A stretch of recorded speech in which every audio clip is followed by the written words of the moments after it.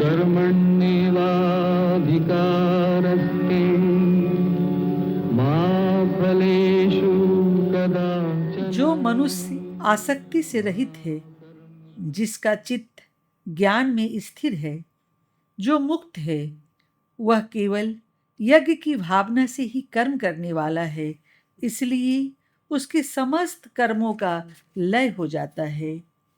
यज्ञ में अर्पण की क्रिया ब्रह्म है, हवि अर्थात हवन की वस्तु ब्रह्म है, और ब्रह्म रूपी अग्नि में हवन करने वाला मनुष्य भी ब्रह्म है।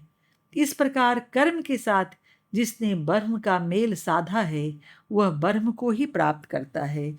इसके अतिरिक्त कुछ योगी देवताओं का पूजन रूप यज्ञ ही करते हैं और दूसरे ब्रह्म रूपी यज्ञ में द्वारा यज्ञ को ही होमते हैं।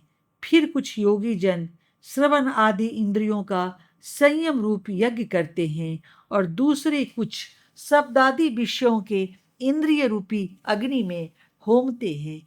सुनने की क्रिया आदि का संयम करना एक बात है, और इंद्रियों का उपयोग करते हुए भी उनके विषयों को प्रभु प्रीत्यर्थ काम में लाना, उदाहरण के लिए भजन आदि सुनना, दूसरी बात है। परंतु वास्तव में ये दोनों बातें एक ही है। और दूसरे योगी जन इंद्रियों के समस्त कर्मों को तथा प्राण के समस्त कर्मों को ज्ञान रूपी दीपक से जलाई हुई आत्म संयम रूपी योगा अग्नि में होमते हैं, अर्थात परमात्मा में तन्मय हो जाते हैं।